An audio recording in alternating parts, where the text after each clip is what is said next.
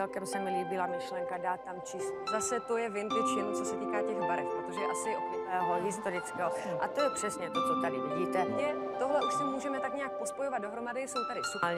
A na co jsem se ještě ptala, tak to jsou třeba takové ty perličky, které... Vypichovací aranžovací hmota. Aranžovací hmota. Já se tady...